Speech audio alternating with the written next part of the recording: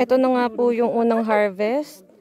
Dito po kami ngayon sa Tinok, Ifugao, sa bayan ng aking papa. Ayan po, mga kasamahan namin. Mag-harvest po kami ng carrots.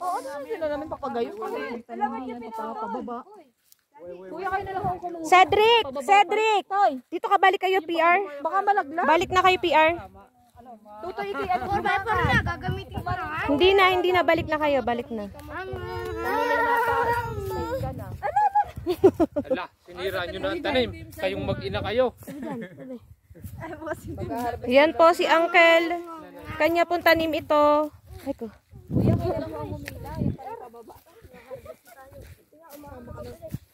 Yan po ang aking magagandang pinsan. Sila po ang may tanim niyan.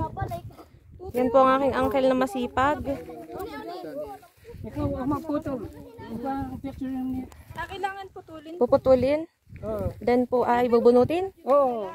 Tapos po, yan po, binunot na ni uncle.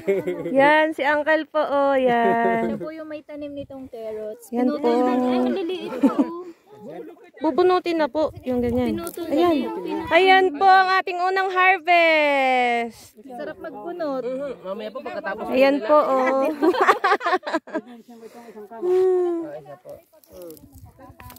Yun, lalaki. Lahat pala dapat ng naputol ay kailangan kukunin na kasi hindi pwedeng maiiwan.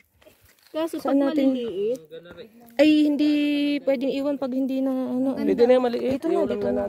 Ang ganda ng pag